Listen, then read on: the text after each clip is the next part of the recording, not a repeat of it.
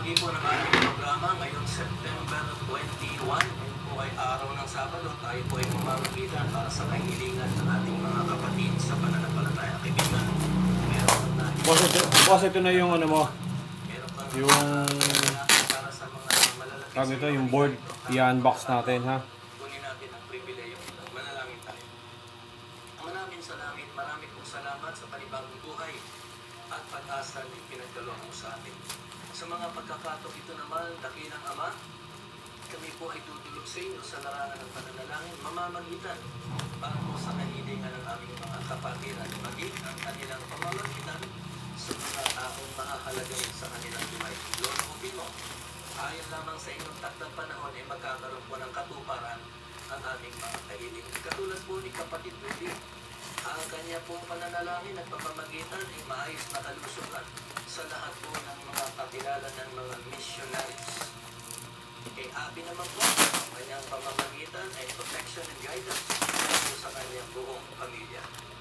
Kay Ellen, pamamagitan po ng safety sa kanyang asawa habang ang kanyang po mahal na asawa ay nagmamaneho. Kay kapatid Faith, pamamagitan para po sa kanyang pamilya ng maayos na kalusugan as well as protection. AJN naman po, ang kanyang pong kailangan sa kanyang pag-aaral at karunungan para po sa kanyang thesis. Si Marife, namamagitan po siya sa kanyang pamilya ng patnubay at maayos na kalusugan. Healing for the whole family, ito naman po ang pananalangin ni kapatid Roda.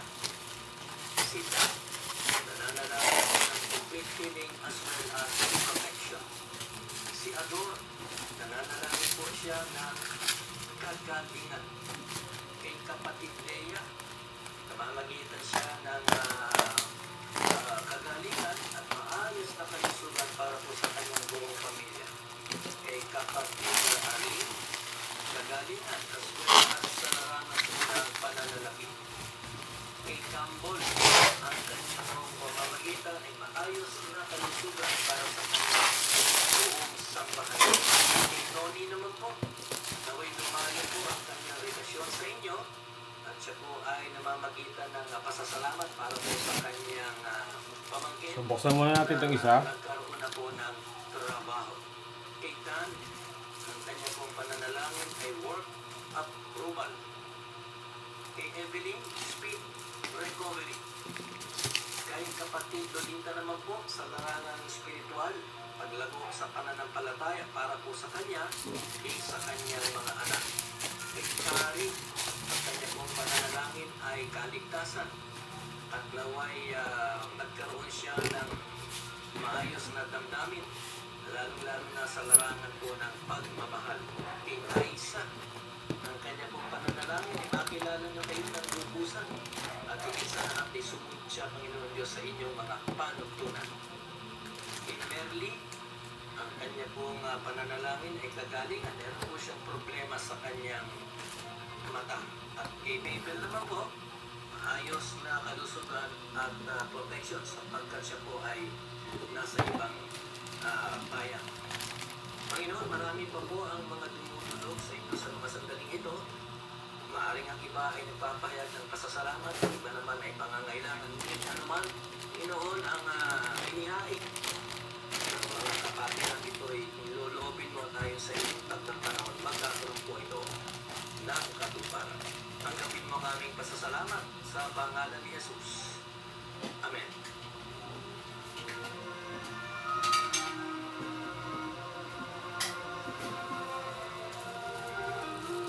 Ito yung memory mo. Kaibigan, tunay nga na tayo ay Try natin yan mamaya.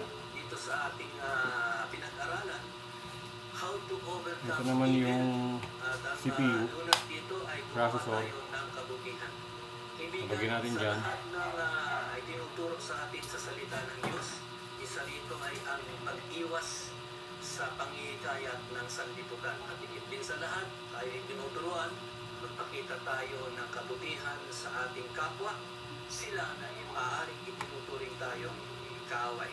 Huwag tayong patatalo sa masama, kundi talunin natin ang masama, gumawa tayo ng kabutihan. Dakila naming Diyos, marami pong salamat sa inyong paalala. Naway ito po ay tumimo sa aming puso at isipan at ito po ay aming maisapabuhay.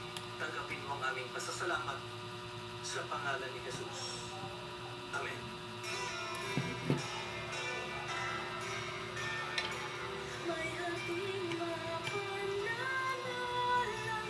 Kaibigan, bukas ako ay muling nag-aanyaya sa iyo upang ako ay iyong samahan dito sa ating programang Hardin ng Panalangin. Maganda ang aral, maging mga paalala, kaya bukas inaanyayahan kita, samahan mo akong muli dito sa ating programang Hardin ng Panalangin.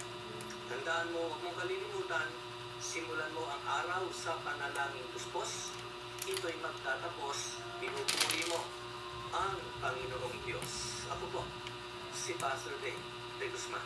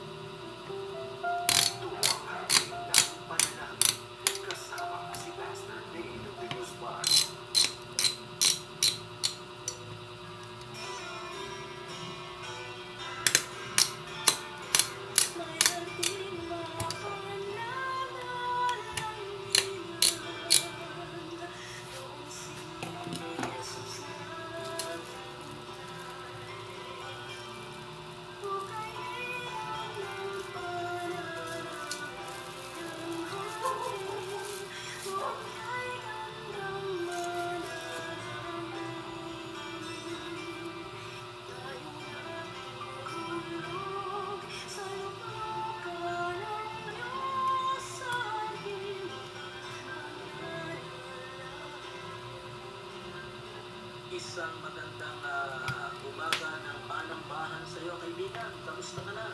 Naway nasa mabuti kang kalagayan maging ang iyong pamilya. Sa araw na ito, bilang paghahanda sa ating pagdunog sa bahay panambahan upang sumamba sa ating Panginoon, ay mapapaalalahanan na tayo mula sa kanyang salita. At dito, sa ating pag-aaralan, ay paaalalahanan natin ang ating sarili kung paano natin nakilala ang ating Panginoon. At alam mo, ito ay isang napakagandang paalala sapagkat sa ating pagsamba, bahagi ng ating pananalangin ay pasasalamat. Ngunit bago natin tunghayan ang salita ng Diyos, tayo muna ay manalangin.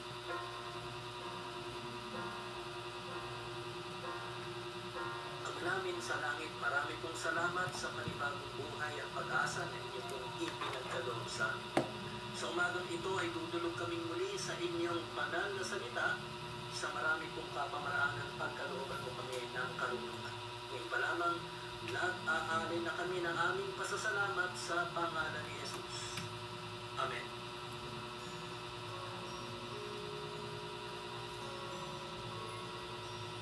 Conversion, ito ang ating tema sa umagang ito at nabanggit ko nga po kanina, ito ay paalala para sa atin kung paano tayo nagkaroon ng buhay na walang hanggan. Kaibigan, kung hawak mo ang iyong Biblia, pakibuksan ito sa Aklat ng Mga Gawa. Mag-aaralan natin ang Kabanata 3, mga talata 17 hanggang talata 26.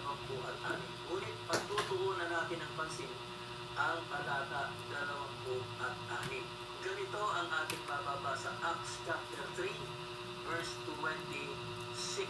Sabi nito, kaya sinugo ng Diyos ang kanyang piling lingkod, una sa atin na mga Hudyo, para tulungan niya tayong talikuran ang kasamaan.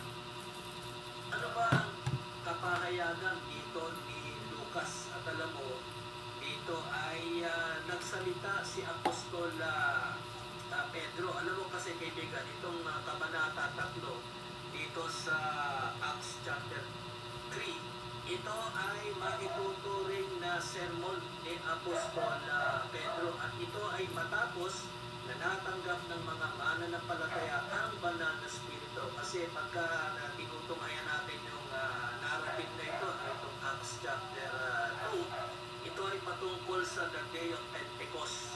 And after na nanahan ang mga o ang banal na spirito sa mga mananampalataya, dito na nagpaalala, nagpahayag si Pedro patungkol sa kaligtasan ng patungkol sa ginawa ng Diyos sa kanilang buhay. At ito rin ay may kinalaman sa kanilang gagawing tungkulin upang ipalaganap ang mabuting balita. Alam mo kaibigan, dito sinasabi lamang ni Apostol Pedro na ang Panginoong Jesus, Jesus Christ, who is God's servant, was sent, ipinadala unang-una sa mga Hudyo. Ito yung sinasabi ni Apostol Pedro. Nabanggit ko nga kanina, ito yung kanyang second sermon, when he addressed the nation of Israel. Kasi pagka binalikan natin yung display. mga unang bahagi ng kabanata ito, lalo na yung verses 1 to 16, yung verse 12 pa lamang nun, ang kanyang address ay maituturing ng men of Israel. Yan yun, Pagka binasa mo yung Acts chapter 3, ang address ni Apostol Pedro is men of Israel. So, ibig sabihin dito sa talata 26 na ating tinutunghayan, pinaalalahanan niya ang mga Hudyo na unang pinadala ng Diyos para sa mga Hudyo ang kanyang bugtong na anak na walang iba po hindi si Kristo Jesus, upang sila ay magkaroon ng kaligtasan. At dito, ang isa sa mga paliwanag dito ay ang pagtataguyod ng kaharian ng Diyos, God's establishment of His kingdom. Ito ay depende, kung paano tutugon ang kanyang bayan. Yun yung sinasabi rito ni Apostol Pedro. God's establishment of His kingdom depended on Israel's response to the gospel call. Pagka nga binasa natin yung Romans 10, verses 18 to 21, paano ba tumugon ang bayan at ang kapahayagan ni Pablo doon sa aklat ng mga Roma o sa sulat niya sa mga mananampalataya sa Roma, ay sinasabi nga niya, Wala pa rin display. Boss. The nation of Israel rejected. Ganun ang kanilang Try natin itong isang memory mo. Baka ito mamaya may problema. ay naging recipient din tayo on the basis of the nation of Israel rejecting the gospel. Ganoon yung kapahayagan dito. At alam mo kaibigan, isa sa mga paliwanag itong mga talata ng ating tinutunghayan, itong verse 26, na ang salvation is initiated by God. Diba? Sa ating kapanahunan, yan ay very practical sapagkat yan din ang naging kalakaran noong kanilang kapanahunan. The salvation is always initiated by God. Kung paano tutugon ang tao, yun ang isang malaking katanungan. Tatanggapin ba ng tao ang alok ng Diyos o i-reject niya ang buhay na walang hanggan? Alam mo kaibigan, dito sa Acts chapter 3 na ating tinutunghayan, kung talata 26, dito pa lamang yung maituturing natin na the worldwide mission sa pagpapalaganap ng mabuting balita. Ito ay present na sa mensahe ni Apostol Pedro. Bagaman ito ay was sent to the entire nations, entire countries, nations under the Roman Empire, maituturing na ito na worldwide na rin. Kasi pagka binasa mo yung narrative sa Book of Acts, dito makikita natin Wala pa rin display, boss. Doon sa kanilang bayan, Hindi nagdi-display. in the remotest part. Hindi kaya may problema processor mo. Tinupad ito ng alok tayo isa ng pa. ating Panginoon. At alam mo kaibigan, yung alok ng ating Panginoon, yung alay, yung handog, ito ay unang-unang ipinahayag sa Kuhanin natin yung processor nito. Ang bayang Israel ang gagamitin ng Diyos upang ang Parang tanda ko, merong isang sira rito sa ano mo eh. sa pag-ibig ng Diyos na nabay Kristo Jesus lamang. God's offer of salvation belong to you, Israel, no? Christ's mission. Sabi nga ni Pedro is who was first directed to you. Kaya nga sabi nga rin sa binasa mo naman yung mga gospel, yung gospel, ika nga is a picture of the nation of Israel. Nawawalang tupa. Kaya kinakailangan manumbalik sa fold ng ating Panginoon. But how did Israel respond? They rejected the offer of salvation. At alam mo, kaibigan, noong kapanahon na yun, it was actually, it is God's design to bless people through the nation of Israel. At alam mo yan ay nagkaroon ng katuparan because Israel rejected the offer. Tanggalin natin tong CPU mo, tong processor. Ipinagkaloob sa atin ng ating Panginoon at tayo ngayon ang recipient ng hindi pagtalima. Check tayo ng- At yun ay maaari nating maidahilan sa Dito sa pinadala mo. Yung processor na yan galing sa isang board mo. So, ito naman, kukuha natin yung CPU nito. Try natin ikabit dito. Alam mo kaibigan, dito may aral tayong matutuwa. Paano ba natin ito iaangkop sa ating mga buhay? Ang inialok ng Diyos sa kanyang bayan noong kanilang kapanahunan, mahigit 2,000 taon na ang nakakaraan. At ito ay isang napakagandang paalala para sa atin. Ikaw na nakakilala na kay Jesus bilang tagapagligtas at Panginoon, mamaya pagkatulog natin sa bahay panambahan, nabanggit ko nga, no, bahagi ng ating pagsamba ay pasasalamat. Ngunit paano natin iaangkop ang salita ng Diyos sa ating kapanahunan? Unang-una, kaibigan, ganito ang ating karanasan. Meron tayong maitutuloy na gospel. And the gospel did not change. Ganun pa rin ang salita ng Diyos panunumbalik. It is all about the message of God's initiative to So, kinuha ko yung isang reconcile sinful men processor mo rito sa to isa. a holy God. Tayo ay isipin. Paalala sa atin na ang gospel hindi nagbabago. Simula pa noong kanilang kapanahunan, maging sa ngayon at maging bago bumalik ang ating Panginoon, hindi magbabago yan. Ngunit paano ang tugon ng tao sa kapahayagan ito? Pangalawa, may nangangaral. Ganyan natin naranasan ang kaligtasan. May nangaral, nag-usap sa atin ng banal na spirito, at pinahawakan natin ang salita ng Diyos. There may gospel o there is the gospel, may preacher, at may audience tayo yan. Ikaw at ako ay nakikinig ng ating kaligtasan. Audience tayo, kaya nga tayo ay nakakilala. At kung paano tayo tumukon, doon tayo makakakuha ng kaligtasan. Kaibigan, hindi nagbabago ang kapahayagan, may nangangaral, ikaw ang tagapakinig. Ang tanong, paano ka tutugon? At ako kaibigan, ang daan tungo sa kaligtasan, kababaang loob, upang magkaroon ng buhay na walang hanggan. Kaibigan, kung hindi mo pakilala si Jesus sa iyong buhay bilang tagapagligtas at Panginoon, bukas ang panganyaya, lumapit ka kay Kristo. Try natin tong memory. So, ito yung dalawang memory. Yan, saka ito. Try natin gawin ito. Pag nabuhay yan, ibig sabihin, good yung processor niyan. Yung CPU. Pag hindi nabuhay, yun lang.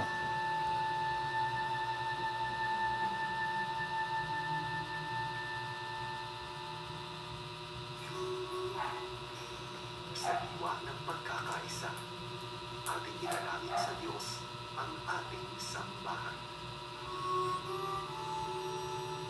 Yun o, boss nabuhay o. Ako po ay si Pastor Luis Antonio Sejo, Senior Pastor ng OJ. Nakita mo? Only So buhay. Nabuhay siya. Gamit natin yung para sa mga isang memory mo, tsaka yung power, yung processor mo rito. madaling madala. na kinuha ko doon sa isang board. Tapos ayun yung isang processor mo. Ngayon tatry natin tong isang memory mo, ito. Try natin to kung gagana. Pag gumana to dito, ibig sabihin buo yung dalawang memory. Okay? Ang mga panalangin at kahilingan ng bawat kapulungan na sumasamba at naglilingkod sa inyo sa loob at sa labas ng ating bayang Pilipinas. Winita mo sa inyong banal na salita na kung ikaw ay wala sa amin, kami ay walang magagawa. Ano man ang aming angking galing, ano man ang aming Ayan, isang memory naman kinabit natin. Ito yung isa. Ito yung buo. Kabit natin yan. Kami ay di magtatagumpay kung Isang memory. kami sa inyo'y kakapit bilang aming gabay. Kung kaya nga kami po ay nagpapakumbaba na lumalapit sa inyo, magpapasakop, magtitiwala at susunod sa inyong banal na salita na siya namang inyong tungkod at pamalo. Ayaw niyang mabuhay, kabuting-ti. Ayaw niyang mabuhay, boss. Pag ito nakakabit. Na matagumpay at Ayan, walang display. Oh. at yan din po ang inyong banal na Walang display. sa buhay ng inyong minamahal na mga anak. Wala. So, ito, Seryo man sa loob buo ng siya. kapulungan, Ay, buo. Sira tong memory na to. Ito, buo. So, tatry ulit natin tong may kabit, tong memory na to. dapat sundin ang aming pagpapasakop sa mga alituntunin mo na nakasaad sa inyong banal na salita ay ang siyang susi sa pagbuhos ng labis mong pagpapala. Ito, buo. So, subukan natin kung gagana to. Kung kaya nga po aming dalangin ang inyong mayamang biyaya sa aming pagtugon sa inyong mga utos, alituntunin at patakaran. Sa iyo lamang ay magtitiwala sa gitna ng mga pagsubok, alok ng sanlibutan at kita ng laman. Buhay, boss. Buhay siya. Ang pagpapalang iyong ipinangako Buhay. So, buo tong CPU, tong memory na to. Ito, ayaw mabuhay. So, is last. Last na lang. Last test. Ikakabit ulit natin to. Pag ito hindi nabuhay, ibig sabihin defective tong memory mo. na inyong inatang sa balikat sa bawat kapulungan na sumasabat naglilingkod sa inyo ng totoo ay patungkol lamang sa inyo at sa inyong kaburihan at kadakilaan. Panginoon, ito po ang aming samot dalangin sa matamis na pangalan na aming Panginoong Jesucristo. Amen Linisin muna natin. at amen. Pero nilinis ko na to eh. Bahagi po ng ating programa ngayong araw ng panambahan, ulit tayo ay mamamagitan sa larangan ng pananalapi. Kaibigan, inaanyayahan kita. Halika, tumulog tayo sa ating Panginoon. Dakila naming Diyos, sa mga sandaling ito ay nagpapasalamat kami sa napakagandang pribileyo ng pamamagitan. Kung loloobin mo, at ayon lamang sa inyong takdang panahon, magkakaroon po ng Ulit natin. katuparan ang aming mga ikakalaga. Katulad po ng kahilingan ng aming mga kapatiran o maging kanilang mga pamamagitan para sa kanilang mga mahal sa buhay. Ganito po ang kanilang kahilingan. Kay Josefina, reconciliation ang kanyang ininudulog sa kanilang buong pamilya.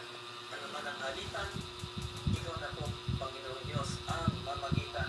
Pagkalooban mo ang pamilya ni Go on and off lang siya. ng kababaan ko kay Maida.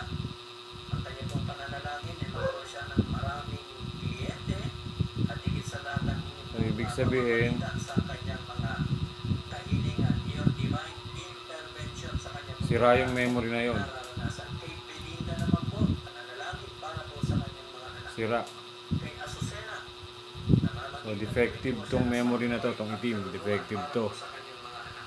Kay Juan, Try natin ibalik ulit yung CPU mo. Yon, yung CPU na yon. Kakabit natin ulit dito. Gagamitin natin to. kalakasang spiritual. Natin mabubuhay. Ang kanyang Basta yung isang memory mo, defective na. kay Lilian, kapahingahan as well as financial provision. Kay Eneri, ang kanya pong pananalangin ay maayos na kalusugan. Kay kapatid Grace, karunungan para po sa kanyang pamilya. Naway makaranas po sila ng kapayapaan. Yung CPU nito, buo to. Kung tinatanggal ko, buo ang CPU nito. po siya ng kaligtasan para po kay Eric, kay Sopronio at kay Genesis. Kay Emma naman po, nagpapasalamat siya sa panibagong araw at buhay. Kay kapatid Jo, ang kanya pong pamamagitan ay spiritual breakthrough para po sa kanyang pamilya. Kay Miriam, pagpapala sa araw-araw. Kay kapatid Corazon, pananalangin ng maayos na kalusugan. Kay Norgine, ang kanya pong pananalangin ay kagalingan para po kay Jay. Kay Risa naman So ito, po, defective tong memory mo na to. pamamagitan ay Tanggalin na para po sa natin. kagalingan ng kanyang pamangkin, Kabit si natin itong Marito isang buo. Rodriguez. Kay Lolit, ang kanya pong pananalangin ay kagalingan. Meron po siyang problema. Tapos tanggalin natin to. Ito, buo tong CPU mo na to.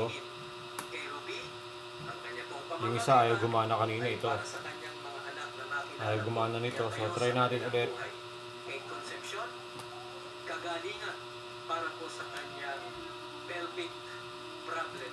Para po kay Karina, ang kanya pong pananalangin Ayan. ay pasasalamat sa kagalingan ipinagkaloob mo sa kanya sa kanyang thyroid. At marami pa po ang try natin buhayin. pamamagitan sa mga sandaling ito nananalangin. Kung loloobin mo at ayaw lamang sa inyong taktang panahon, magkakaroon po ito ng katuparan. Tanggapin mo ang aming pasasalamat sa pangalan ni Jesus. Amen.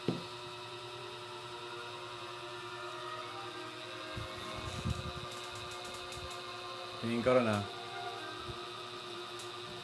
Tunay nga na tayo ay muling napaalalahanan patungkol sa salita ng Diyos, patungkol sa buhay na walang hanggan. At kaibigan, isa sa mga bahagi ng ating pagsamba sa umagang ito, nating kalilimutang magpasalamat. Dakila namin Diyos, marami pong salamat sa inyo. Salita. Panalangin po namin sa araw na ito ay gamitin mo ang inyong mga mangangaral upang maipahayag So boss, ayaw ang patungkol mag-display. sa buhay na walang hanggan. Ayaw mag-display ng Salamat sa pangalan ni Jesus. Amen. processor mo. Yung CPU ayaw mag-display. Oh, buhay naman siya doon. So gamit na natin tong memory card mong isa. Ito, buo to. Yung CPU mo ayaw gumana. Ayaw mabuhay. So may problema rin yung CPU mo. May problema rin tong memory. Dito sa ating programang natin ng panalangin. Tandaan mo, huwag mong kalilimutan, simulan mo ang araw sa panalangin kusmos.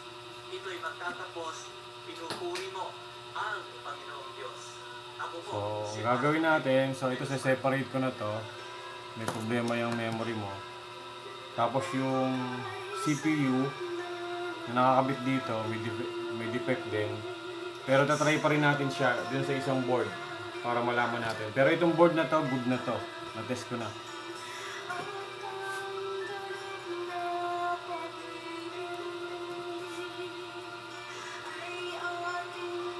Tanggalin na natin to. Ayan. So itong CPU na to, defective yan. Oh, mainit. Mainit siya pero ba't ayaw display? Oh, mainit. Pero tatry pa rin natin yung memory, yung processor na yan, CPU mo na yan. Pero sigurado, sure, itong board na to, good. Yan. Itong memory mo na to, good. Tsaka ito, processor. Yan. Ito, lalapit ko yan. Good to, tsaka ito. Ito ay mag-display. So, itong motherboard na to, good na to.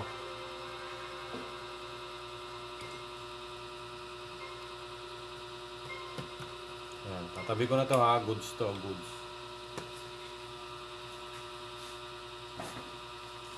Goods na tong board na to.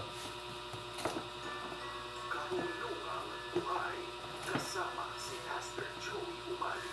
Dito lang sa 702 East AM. Ang gabay ng sambayanan.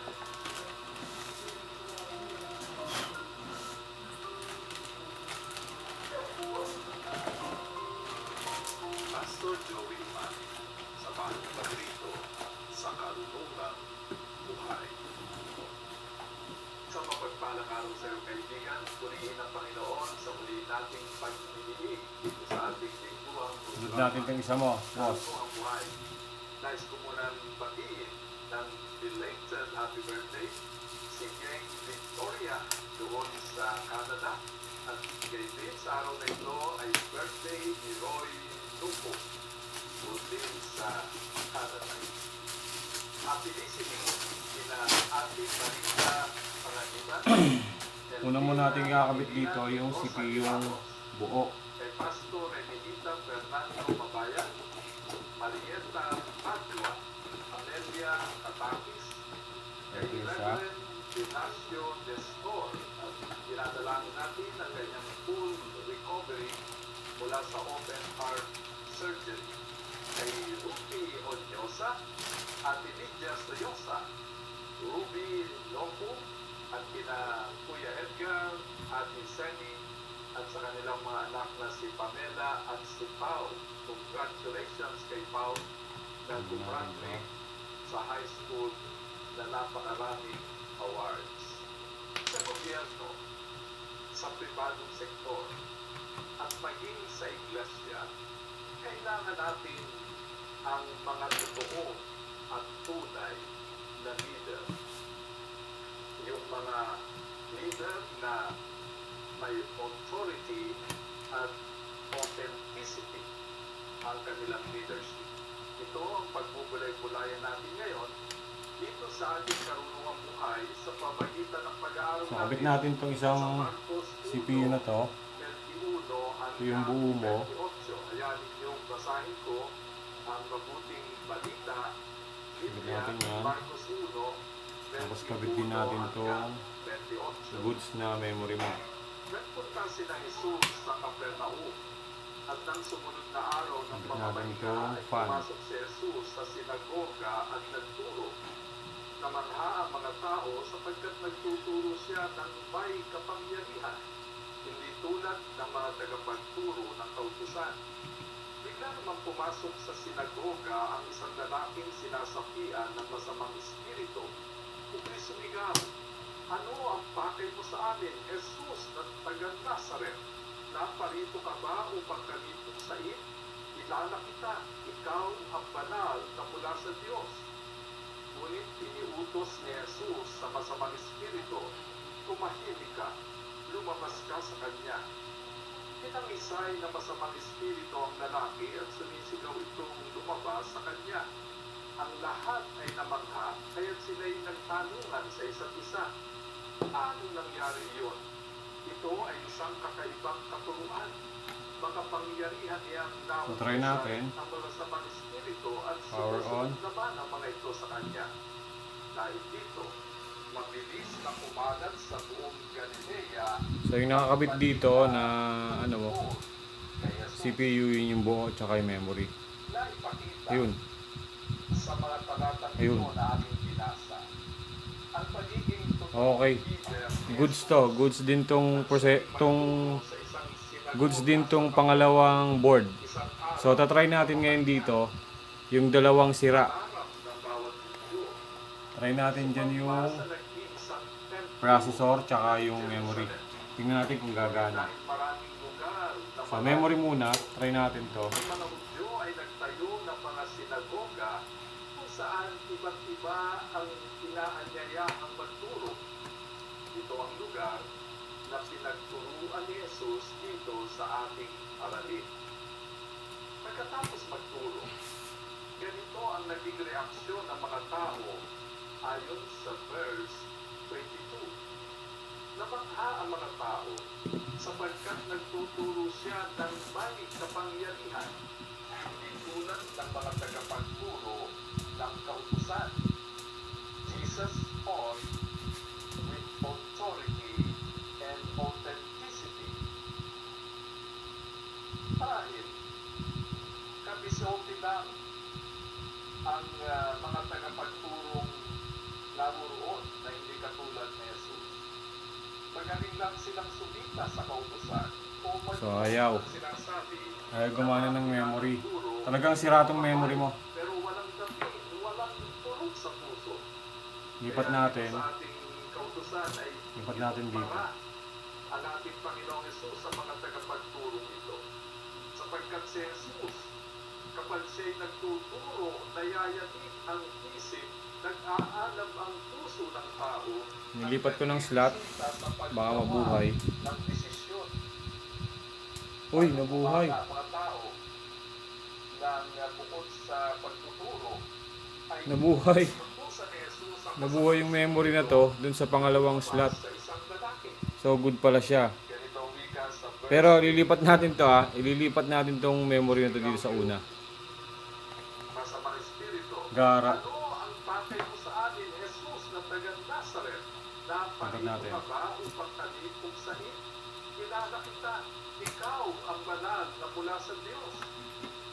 Isipin ninyo, kahit masamang espiritu ay kumikilala sa kapangyarihan ni Jesus. Ito'y Nilagay ko sa unang slot. Ayan. warning na iniiwan sa atin ng ating aralin. Hindi ko mo kumikilala kay Jesus ay tunay na tagasunod niya. Eh dito nga sa ating pinag-aaralan, yung masamang espiritu ito'y kumilala kay Jesus at hindi lamang kumilala, nanginig pa. Kaya naman nagbabala si Jesus sa Mateo 7:21 hanggang 23, hindi lahat ng tumatawag sa akin Ayaw boss. Lipat natin sa pangalawa ha. ay papasok sa kaharian ng langit, Gara. kundi ang mga taong sumusunod sa kalooban ng ating Lipat Ama natin dito. na nasa langit. Sa pangalawa. Sa araw ng pagmumukong, marami ang magsasabi sa akin, Panginoon, hindi po ba sa iyong pangalan ay nangaral kami, nagpalayas ng mga demonyo at gumawa ng mga himala? Ngunit sasabihin ko sa kanila, hindi ko kayo kilala. Lumayo kayo sa akin, kayong mga gumagawa ng Gara. kasalanan. Ibig sabihin, Gara ng memory mo, unique. kilala ng Panginoon. So nabubuhay siya sa pangalawa. Okay lang, gamitin natin to. Itong memory na to, gagamitin natin siya sa pangalawa. So itong ano muna to, itong tawag nito, itong motherboard mo, pagpa-partnerin ko na silang dalawa. Dahil gumagana tong memory mo rito sa pangalawang slot. So ang gagawin ko naman, ikakabit ko naman yung isang CPU mo. Ito. Titingnan natin kung mabubuhay dito. Bakit may authority at authenticity ang pagtuturo at paglilingkod ni Jesus? Ito'y dahil sa napakalaking na Ay. kaugnayan niya sa kanyang Ama. Init to. Lahat ng kanyang ginagawa ay bilang pagkalinsunod sa kalooban ng kanyang Ama. So try natin to. Minsan, Ikabit dito. sinabi ng mga alagad kay Jesus na kinakailangan na siyang kumain. Ikabit natin. Ito ang Natin kung mabubuhay siya. ni Jesus doon sa Juan 4:34. Ang pagkain ko'y ang tuparin ang kalooban ang nagsugo sa akin at tapusin ang ipinagkagawa niya sa akin. Jesus ate God's will for breakfast. Okay. Kahit dito, So buhay na natin ulit. nagsasalita, nagpapasya, gumagawa ng Natin mabubuhay siya. sa 1G Yan yung CPU mo na ay gumana kanina. Tetestingin natin ngayon kung mabubuhay. mayroong propesiya sa lumang tipan na mababasa natin sa Deuteronomio 18:15 hanggang 20 tungkol sa pagsusugo kay Jesus bilang isang propetang dapat paniwalaan at sundin ng mga tao. Dahil kung basahin ang nilalaman ng Deuteronomio 18:15 hanggang Ayaw. mula sa inyo. Ayaw gumana ng CPU mo. Ang Diyos ay piniling para sa inyo ng isang propetang katulad ko. Dapat kayong pakinig sa Kanya.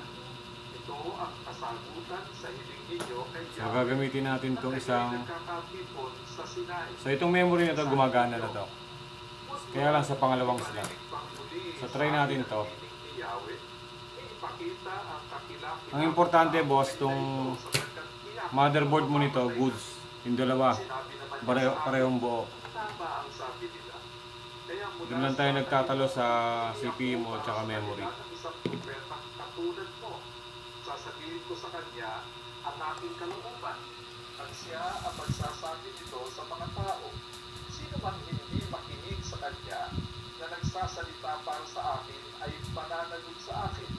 Ngunit ang sino man propetang magsalita para sa ibang Diyos o kaya'y pagkunwari nagsasalita para sa akin, subalit hindi ko naman tinatasan ang propetang tulad niyon ay Namatay dapat oh. patayin. Namatay yung fan ko. Ay, yung fan, yung ano ko. Magiging tagapagturo Namatay yung power supply. na may authority at authenticity. Yung iba, nag-aakala na ito'y mangyayari Ayan, buhay ah. sa ng pagkadalukasa sa Buhay. pag-aaral. Kumukuha ng pastoral at doctoral studies, lalo-lalo na sa mga foreign universities o seminaries. Totoong makakatulong naman ang pag-aaral. Namatay ulit oh. Ngunit hindi ito So, walang problema tong ano mo na to. Itong motherboard, walang problema yan. Tsaka itong memory. Pag nakalagay itong processor mo, namamatay. Hindi rin siya nagdi-display. Katulad ni Jesus, ang panggagalingan ng authority at authenticity ay ang banal Umiinit naman siya, pero ay mabuhay. natin sa Diyos. Sa unang Korinto 7:35 ay ganito ang wika ni Pablo. Ang nais ko'y maakay kayo sa maayos na pamumuhay at nang lubusan kayong makapaglingkod sa Panginoon. Ang maayos na pamumuhay ay hindi lamang nakukuha sa pagiging kaanib ng isang partikular na religion. Palamigin muna natin, init eh. Kailangan ng pagiging kaanib. Tataka ako, ano naman siya, umiinit. Pero ayaw niya mabuhay. Nobody grows in isolation. Kailan? Importanteng tama ang definisyon natin ng religion. Ang Santiago 1:27 ay nagbigay ng napakagandang kahulugan ng isang tunay na religiyon. Ganito ang wika. Ang religiyon na dalisay at walang dungis sa harap ng ating Diyos at Ama ay ito. Pagtulong sa mga ulila at sa mga byuda sa kanilang kahirapan at pag-iingat sa sarili upang huwag mahawa sa kasamaan ng mundong ito. Unahin natin pag-usapan ng ikalawang binanggit sapagkat ito ang sanadayan at pag-iingat sa sarili Buhay. upang huwag mahawa So, buo talaga yung sa CPU, kasamaan. buo yung processor nito, yung nakakabit dyan. Iingatan ng isang authentic Ito, sira. na tagapagturo Sira itong isang CPU mo. tagapaglingkod ang sariling kabanalan.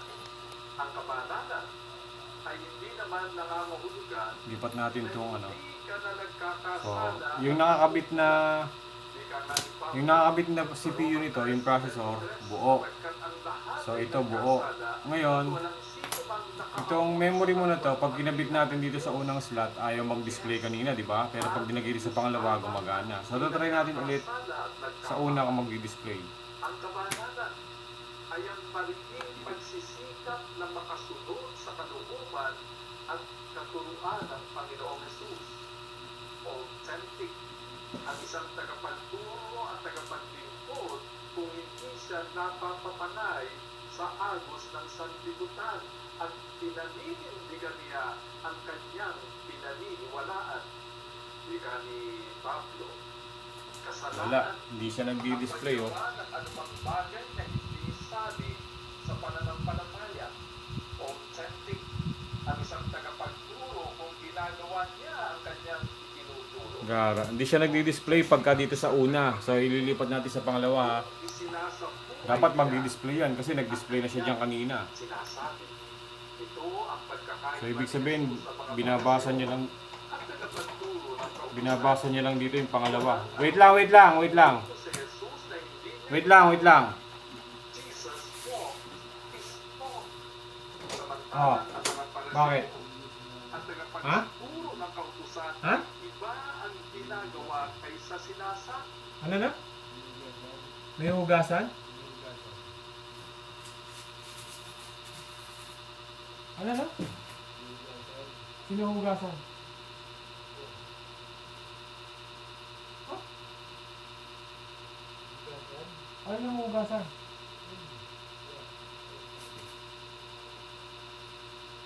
Plato? Nananaginip ka na naman. Ano mo hugasan plato? Hugasan siyang. Wala ako. Sino maghuhugas ako? Magpahinga ka na nga. Ikaw naalimpungatan ka na naman.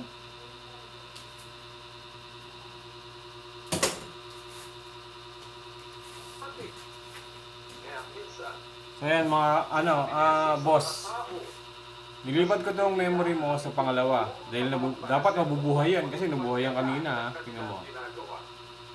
In short, wala sa kanila Dapat mabubuhay yan. authority at authenticity. Yung pangangatawan Ayun. natin sa ating So, kabataan, gumagana yung memory mo sa pangalawang slot. Hindi ko maintindihan bakit. Pero, gumagana tong itim na to dyan sa pangalawa. Dito. Pero pag dito natin nilagay sa kabilang slot, ayaw. sa Christian living, So, ang personal holiness, okay itong motherboard. umahan Itong isang CPU mo, ito, holiness. may problema to. Ito ang binabanggit Ayaw niyang mabuhay eh. Hindi siya nagdi-display. ng 27. Ang relihiyon na talisay at walang dungis sa Yan. harap ng ating Diyos at So, wala na tayong problema dito, boss. Ang problema mo na lang, ito, CPU. at sa mga byuda Ayaw mabuhay nito. Hindi siya nagdi-display. hirapan. Meron kang ang board, kulang ka naman ng CPU. Ipakita sa gawa na kung tawagin ay acts